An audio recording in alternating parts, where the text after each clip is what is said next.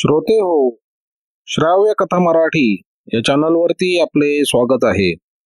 श्रोते हो, आपण जर अद्याप आमच्या चॅनलला सबस्क्राईब केलं नसेल तर लगेच सबस्क्राईब करा, लाईक करा, शेअर करा आणि बेल आयकॉनवर क्लिक करायला विसरू नका. श्रोते हो, मी आपल्याला श्रीकांत सिनकर यांनी लिहिलेल्या विविध पोलीस तपास कथा, रहस्य कथा, डिटेक्टिव्ह कथा सादर करत आहे. या सिरीजमध्ये मी आपल्याला आता एक नवीन उत्कृष्ट पोलीस तपास कथा सादर करणार आहे. कथेचं नाव आहे रहस्यमय चक्रातील चक्री. श्रोते हो, या कथेचा भाग पहिला. सकाळचे 11 वाजले होते. CID ऑफिसात इन्स्पेक्टर जयकर आपल्या केबिन मध्ये बसून टेबलावरचे कागदपत्र पाहत होते. 4-5 दिवसांपूर्वी मुंबईत झालेल्या एका खून प्रकरणाचे कागद जयकरांकडे आले होते. माहीम येथे असलेल्या लेडी हार्डिंग्ज रोडवरील एका सोसायटीत राहत असलेल्या एका वृद्ध गुजराती स्त्रीचा तिच्या राहत्या घरातच खून करण्यात आला होता. ही वृद्धा आपल्या घरात एकटीच राहत होती. खून दिवसा झालेला होता. ज्या दिवशी खून झाला त्या दिवशीची तारीख होती 25 एप्रिल 1985. हा खून झाला त्या दिवशी जयकर मुंबईत नव्हते. ते रजेवर होते आणि आपल्या एका जवळच्या नातेवाईकाच्या लग्नासाठी ते पुण्याला गेले होते. जयकर सोमवारी तारीख 29 एप्रिल रोजी आपल्या कामावर हजर झाले होते. त्यांच्या रजेच्या काळात मुंबईत घडलेल्या महत्वाच्या गुन्ह्यांचे कागद नजरेखालून घालत होते. निर्मला मर्डर केसचे सारे कागद, फोटोच्या प्रती, फिंगरप्रिंट ब्युरोचा रिपोर्ट वगैरे पाहण्यात ते इतके तल्लीन झाले होते की आपल्याला आणखीन काही कामं आहेत हेही जणू ते विसरले होते. जयकरांच्या टेबलावर चहाचा कप होता. कपातील चहा हळूहळू थंड होत होता. हा खून माहीम पोलीस स्टेशनच्या हद्दीत घडला होता. माहीम पोलिसांनी या खुनाची माहिती CID ऑफिसात क्राईम ब्रांचला कळवली होती. जयकर तेव्हा पुण्यात होते, परंतु त्यांचे सहाय्यक सब इन्स्पेक्टर कामत मुंबईत होते. पण 25 एप्रिल रोजी कामत सबंध दिवसभर एका खटल्यासाठी सेशन्स कोर्टात हजर होते. 26 तारखेला दुपारी कामत आणि 2-3 शिपाई घटनास्थळी जाऊन आले. नंतर माहीम पोलीस स्टेशनवरही गेले होते. पण आता चौकशी कसली करायची होती? निर्मला मर्डर केसमधील संशयित आरोपीस अटक करून त्याला बांद्रा कोर्टात उभं करून त्याचा रिमांडही घेतला होता. आरोपी माहीम पोलिसांच्या ताब्यात असल्यामुळे पुढील चौकशीचा प्रश्न उद्भवत नव्हता. तरी कामतांनी या आरोपीला काही जुजबी प्रश्न विचारले होते. माहीम पोलिसांनी ज्या तरुणास संशयित खुनी म्हणून अटक केले होते त्याचं नाव होतं रघुनाथ. केस पेपर पाहता पाहता जयकरांनी आपला उजवा हात थोडा लांब केला आणि टेबलावरची बेल दाबली. त्यांना कामतांबरोबर काही बोलायचं होते. जयकरांनी बेल दाबली खरी, परंतु नेमकी त्याच वेळी एक घटना घडली. बेल दाबल्यानंतर जयकरांनी जेव्हा हात मागे घेतला तेव्हा चुकून त्यांचा हात टेबलावरील चहाच्या कपाला लागला आणि कप टेबलवर पडून कपातील चहा टेबलवर पसरू लागला. तेवढ्यात जयकरांचा शिपाई आला. जयकरांनी लगबगीने टेबलावरचे कागद आणि फोटो उचलले आणि ते उठून उभे राहिले. त्यांच्या शिपायाने तत्परतेने एक डस्टरने टेबलवरचा चहा पुसून टाकला आणि टेबल पूर्ववत स्वच्छ केले. इतका वेळ उभे असलेले जयकर पुन्हा खुर्चीत बसले आणि बसता बसताच ते शिपायाला म्हणाले, कामतांना बोलवा. शिपाई केबिन बाहेर जाऊ लागला. तेवढ्या जयकरांना काय वाटले कोणास ठाऊक. त्यांनी शिपायाला हाक मारली आणि त्याच्या हातात असलेली रिकामी कपबशी त्याला टेबलवर ठेवण्यास सांगितली. तो शिपाई गोंधळून गेला. जयकर शांतपणे म्हणाले, कपबशी टेबलवर ठेव आणि कामतांना बोलव. शिपायाने कपबशी टेबलवर ठेवली आणि तो बाहेर निघून गेला. जयकरांनी बशीतला कप उचलला आणि तो कप बशी बाहेर ठेवून टेबलावर आडवा ठेवला. आता ते त्या कपाकडे एकाग्रतेने बघू लागले. या कपातून चहा सांडला होता. आता जयकरांनी टेबलवरील फोटो उचलले. निर्मला मर्डर केसचे ते फोटो होते. त्या फोटोत निर्मलाच्या शवा शेजारी देखील एक कप आडवा पडला होता आणि त्या कपात दूध होते असा उल्लेख केस पेपरमध्ये होता. आता जयकर आळीपाळीने टेबलावरील कपाकडे आणि फोटोतील कपाकडे बघू लागले. हळूहळू त्यांची मुद्रा गंभीर होऊ लागली. जणू काही टेबलावर पडलेला तो आडवा कप जयकरांना काहीतरी सांगत होता. Yes sir. अचानक कामतांनी प्रवेश केला. जयकर क्षणात भानावर आले. टेबलावरचा आडवा कप पुन्हा बशीत ठेवत ते म्हणाले, कामत बसा. हे पहा, मला त्या निर्मला मर्डर केसची एन्क्वायरी ताबडतोब सुरू करायची आहे. पण सर, कामत म्हणाले, माहीमने तर सस्पेक्ट धरला आहे. फिंगरप्रिंट्स टॅली होत आहेत. क्लिअर कट केस आहे सर. ठीक आहे, जयकर सावकाश म्हणाले. जो कोणी धरला गेला आहे तो माहीमचा संशयित आहे. पण तुम्हाला हे माहीत आहेच की संशयित म्हणजे काही आरोपी नव्हे. हा जो कोणी रघुनाथ पकडला गेला आहे त्याच्या विरुद्ध जर पुरावा मिळालाच तर माहीमवाले त्याच्यावर 302चा चार्ज मारतील.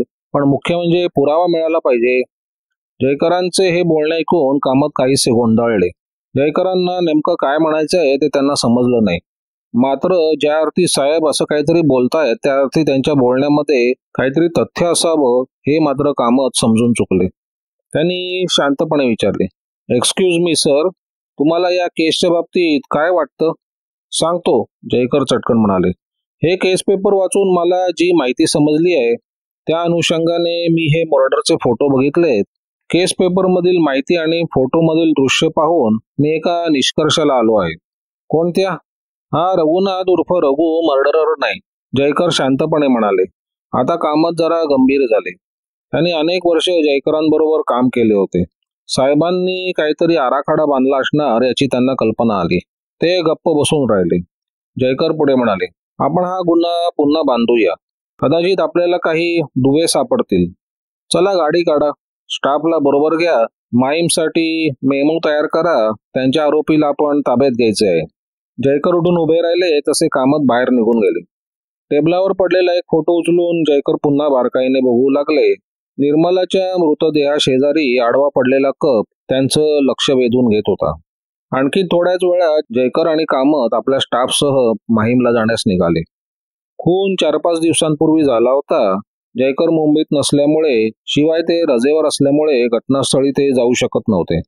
माहीम पोलिसांनी कसा तपास केला आहे याची त्यांना कल्पना नव्हती. फिंगरप्रिंट ब्युरोच्या अधिकाऱ्यांनी कसे ठसे घेतले आहेत, डॉग स्क्वॉडचा जो कुत्रा घटनास्थळी नेण्यात आला होता त्याने कोणता माग काढलाय वगैरे काहीच माहिती जयकरांना नव्हती. त्यांनी मृतदेह देखील बघितला नव्हता. त्यांनी प्रत्यक्ष असे कोणतेच तपास काम सुरू केले नव्हते. तरीही त्यांना वाटत होते की पकडण्यात आलेला संशयित इसम खुनी नसून खरा गुन्हेगार कोणीतरी वेगळाच असावा. याच अदृश्य गुन्हेगाराच्या शोधासाठी जयकर निघाले होते. मृतदेहाचे जे फोटो काढले होते त्यात एक आडवा पडलेला कप होता. या कपाने जयकरांना अस्वस्थ केले होते. ही केवढी आश्चर्याची गोष्ट होती की फोटोतील त्या कपाने जयकरांना त्यांच्या तपास कामाची दिशा दाखवली होती. आता गुरुवार दिनांक 25 एप्रिल 1985 या दिवशी माहीम येथे नेमका कोणता प्रकार घडला ते जाणून घेऊया. माहीम येथे असलेल्या लेडी हार्डिंग्ज रोडवर नेहमीप्रमाणे भरधाव रहदारी चालू होती. पश्चिम रेल्वेच्या माटुंगा स्टेशन बाहेर असलेल्या सेनापती बापट मार्गापासून सुरू होणारा हा रस्ता सरळ पुढे येऊन लेडी जमशेदजी रोड पार करून थेट सरळ वीर सावरकर मार्गाला येऊन भिडत होता. या रस्त्याच्या बरोबर मध्यभागी प्रतिभा हाऊसिंग सोसायटी उभी होती. या सोसायटीच्या एकूण 4 इमारती एकाच पटांगणात उभ्या होत्या. यापैकी बी इमारतीच्या दुसऱ्या मजल्यावर ब्लॉक नंबर 6 मध्ये श्रीमती निर्मला केनिया ही गुजराती वृद्धा राहत होती. प्रत्येक इमारतीला 3 मजले आणि वर गच्ची होती. हा लेडी हार्डिंग्ज रोड ज्या वीर सावरकर मार्गाला येऊन भिडत होता तिथून जवळच नॅशनल हॉस्पिटल होते. या हॉस्पिटलच्या मागच्या बाजूस अनेक इमारती होत्या. त्यापैकी एका इमारतीचं नाव होतं मयूर. या मयूरमध्ये जितेंद्र केनिया या नावाचा तरुण आपल्या पत्नी मुलांसह राहत होता. मुंबईतील एका मोठ्या कंपनीत जितेंद्र चार्टर्ड अकाउंटंटचं काम करत होता. जितेंद्रला 2 मुलं होती. त्याच्या पत्नीचं नाव होतं आशा. या मयूर बिल्डिंग पासून माटुंगा रेल्वे स्टेशनवर जाण्यास जास्तीत जास्त 7 ते 8 मिनिटं लागत होती. तर प्रतिभा सोसायटीत जाण्यासाठी 3 ते 4 मिनिटं लागत होती. प्रतिभामध्ये राहणाऱ्या श्रीमती निर्मला केनिया हिचा मयूरमध्ये राहणारा जितेंद्र हा एकुलता एक मुलगा होता. आता ही थोडी खटकणारी गोष्ट होती. म्हणजे एक वृद्ध विधवा आई एके ठिकाणी एकटीच राहते तर तिचा मुलगा आपल्या बायको मुलांसह दुसरीकडे अवघ्या 5 मिनिटाच्या अंतरावर राहतो. हे वेगळेपण का? आता तसं विशेष असं काही नाही. थोड्याफार फरकानं घराघरात चालणारी सासू सुनेंची भांडणं या वेगळेपणामागे होती. वास्तविक निर्मलाची सून आशा ही एक चांगली विचारी आणि सुशिक्षित तरुणी होती. ही सारी मंडळी अगोदर एकत्र राहत होती. जितेंद्रचं लग्न प्रतिभा सोसायटीमध्येच झालं होतं. जितेंद्रच्या लग्नानंतर पहिली 3-4 वर्ष ठीक गेली, पण नंतर भांडायला भांडं लागू लागलं. आवाज चढू लागले. आशाच्या विचारी मनाला वादविवाद, भांडणतंटा पसंत नव्हता. सासूच्या तोंडाचा पट्टा सुरू झाला म्हणजे आशा शक्य तितकं तोंड बंद ठेवत असे. पण कधी कधी तिचाही संयम सुटत असे आणि मग सासू सोनेचे आरोप प्रत्यारोप सुरू होत असे. या सुमारास आशाचे सासरे मनुबाई जिवंत होते. ते एकदम शांत स्वभावाचे गृहस्थ होते. अधूनमधून होणारी भांडणं त्यांना असह्य होत होती. ते आपल्या पत्नीची किंवा सुनेची अशी कोणाचीच बाजू घेऊ शकत नव्हते. अशा वेळी त्यांच्या मनाचा बराच कोंडमारा होत असे. खूप विचार करून आणि मन घट्ट करून त्यांनी एक दिवस जितेंद्रला स्वतंत्र राहण्याचा सल्ला दिला. खरं तर जितेंद्र या गोष्टीला तयार नव्हता, परंतु मग तोही तयार झाला. मात्र मी स्वतंत्र राहिलो तरी तुमच्यासाठी काय जमेल ते सर्व करीन, पण पुन्हा एकत्र राहणार नाही, असे जितेंद्रने आपल्या वडिलांना आई समक्ष सांगितले. यानंतर जितेंद्र जागा शोधू लागला. त्याच्या सुदैवाने त्याला थोड्याच दिवसात जागा मिळाली देखील, तीही प्रतिभापासून काही अंतरावर असलेल्या मयूर बिल्डिंगमध्ये. सासू सुनेच्या भांडणांचे पर्यावसन विभक्त राहण्यात झाले. वेगळेपणाचे जे कारण होते ते हे एवढेच. पुढे 5-6 महिन्यानंतर मनुबाईंचे हृदयविकाराने निधन झाले. जितेंद्रने यावेळी आपल्या आईला सांभाळून घेतले, मात्र तो पुन्हा एकत्र राहिला नाही. आता निर्मलाबाईंची अडचण निर्माण होणार होती. त्या तशा स्वयंपाक वगैरे करू शकत होत्या, परंतु रोज रोज त्यांना शक्य होत नव्हतं. तशात पहाटेचं दूध आणणं, बाजारहाट करणं हेही त्यांच्यासाठी त्रासाचंच होतं. जितेंद्रने यावर तोडगा काढला. त्याच्या घरी जयंती नावाचा एक तरुण धुणं भांडी घरसफाई वगैरे कामासाठी यायचा. या जयंतीच्या मदतीने त्याने रघुनाथ उर्फ रघु नावाच्या एका तरुणाला गाठले. हा रघु जवळच असलेल्या सिंधी सोसायटी समोरील एका झोपडपट्टीत राहत होता आणि मुळात म्हणजे तो प्रतिभाच्या परिसरात अनेक ठिकाणी छोटी मोठी कामं करत होता. जितेंद्रने रघुची आईकडील कामावर नियुक्ती केली. रोज सकाळी दूध केंद्रावरून दुधाची पिशवी आणणं, पाव आणणं, दूध गरम करणं, स्नानासाठी पाणी गरम करणं, घर साफ करणं, दूध आणि पाव निर्मलाबाईंना देणं आणि आदल्या दिवसाचा जेवणाचा डबा जितेंद्रच्या घरी नेऊन देणं हे काम रघुवर सोपवण्यात आलं. या कामासाठी रघुला दरमहा 40 रुपये मिळणार होते. रोज सकाळी 11:30 ते 12च्या दरम्यान निर्मलाबाईंसाठी जेवणाचा डबा यायचा. हा डबा जितेंद्रचा गडी जयंती घेऊन यायचा किंवा कधी कधी स्वतःच आशा डबा घेऊन यायची. जयंती डबा घेऊन यायचा आणि देऊन निघून जायचा, पण निर्मलाबाईंचे जेवण होईपर्यंत तो तिथे थांबायचा नाही. साहजिकच जेवणाचा डबा तिथेच असायचा. हातातील आपले सगळे काम संपले म्हणजे रघु हा डबा जितेंद्रच्या घरी नेऊन द्यायचा. आशा मात्र सासूचं जेवण होईपर्यंत थांबायची आणि जेवणाचा डबा स्वतःच घरी घेऊन जायची. असा हा व्यवस्थित दिनक्रम ठरला होता. सारं काही सुरळीत चाललं होतं, परंतु काळाच्या पोटात काय दडलं आहे याची कोणालाच कल्पना नव्हती. सकाळचे 11:30 वाजले होते. हातातील पिशवीत जेवणाचा डबा ठेवून आशा प्रतिभाच्या रोखाने चालली होती. तिचा घरगडी जयंती कामावर आला होता, परंतु त्याचं डोकं दुखत असल्यामुळे तो डबा घेऊन जाणार नव्हता. घाईघाईने काम आटपून तो आपल्या घरी निघून जाणार होता. रोज सकाळी 8 वाजता जयंती जितेंद्रच्या घरी येत होता. आल्यानंतर घर साफ करणं, रात्रीची भांडी धुणं, प्रसंगी भाजी वगैरे घेऊन येणं, आशाला स्वयंपाकामध्ये मदत करणं वगैरे तो कामं करत असायचा. ही सारी कामं आटपून तो 11:30च्या सुमारास निर्मलाबाईंचा जेवणाचा डबा घेऊन जात होता. सासूबाईंकडे काही काम असलं म्हणजे आशा डबा घेऊन जायची. आशा जेव्हा प्रतिभामध्ये शिरली तेव्हा त्या सोसायटीच्या प्रवेशद्वारापाशी असलेल्या छोट्याशा चौकीत बसलेला कृपाल सिंग कुरखा उठून उभा राहिला आणि त्याने आशाला सलाम केला. आशाने स्मित केलं आणि ती बी बिल्डिंग मध्ये शिरली. दुसऱ्या मजल्यावर येण्यास तिला फारसा वेळ लागला नाही. निर्मलाबाईंचा ब्लॉक नंबर 6 होता. त्या मजल्यावर आणखीन 2 ब्लॉक होते.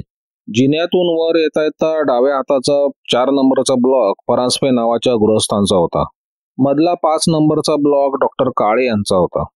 निर्मलाबाईंच्या 6 नंबरच्या ब्लॉकला लागून वर 3ऱ्या मजल्यावर जाण्यासाठी जिना होता. परांजपे आणि डॉक्टर काळे यांच्या ब्लॉकच्या मूळ दरवाजाच्या बाहेर जाळीचे जोडदार नव्हते. तसे दार निर्मलाबाईंच्या घराला मात्र होते. म्हणजेच आतून मूळ दार उघडल्यानंतर बाहेर कोण उभं आहे ते चटकन दिसत असे. सुरक्षितेच्या दृष्टीने जितेंद्रने ती व्यवस्था करून ठेवली होती आणि ते तसे योग्यही होते. वर येताच आशानं नेहमीप्रमाणे दरवाजाची बेल दाबली. आत पसरलेला बेलचा आवाज तिनं ऐकला. दोन क्षण असेच गेले. आशानं पुन्हा बेल दाबली. पुन्हा काही क्षण गेले. आशा विचारमग्न अवस्थेत उभी होती. तितक्यात तिचं लक्ष बाहेरच्या जाळीच्या दरवाजाकडे गेलं. ते दार काहीसं उघडं होतं. आरंभी बेल दाबताना ही गोष्ट तिच्या लक्षात आली नव्हती. दार उघडं पाहून तिला नवल वाटलं.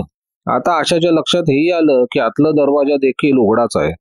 दोन्ही दार उघडी पाहून आशाचं नवल अधिक वाढलं. तिनं बाहेरचं दार बाहेर ओढलं आणि आतलं दार आत ढकललं आणि थोडं भीतच आत प्रवेश केला.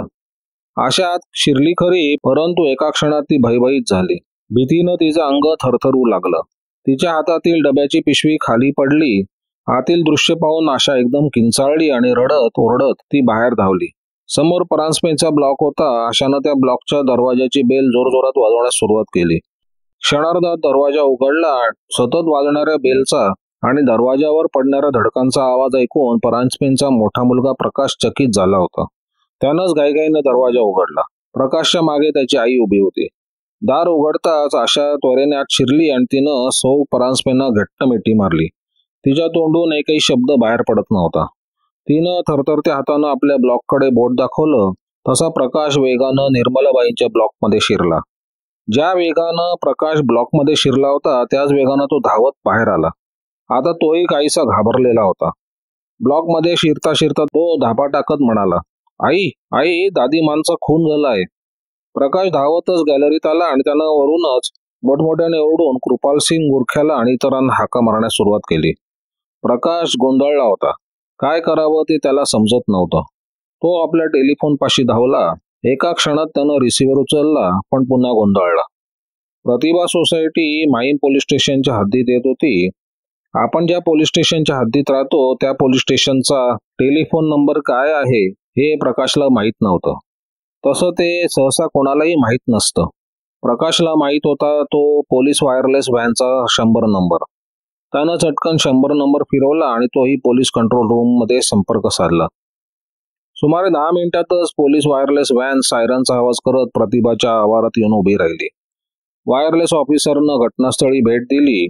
निर्मलाबाई मृतावस्थेत पडली होती. ती जखमी किंवा बेशुद्ध नव्हती. तशी जर ती असती तर तिला ताबडतोब हॉस्पिटलमध्ये नेणे हे वायरलेस ऑफिसरचे पहिले काम होते. निर्मलाबाई जिवंत नाही समजताच त्याने वायरलेसवरून कंट्रोल रूमला या मर्डर केसची माहिती दिली.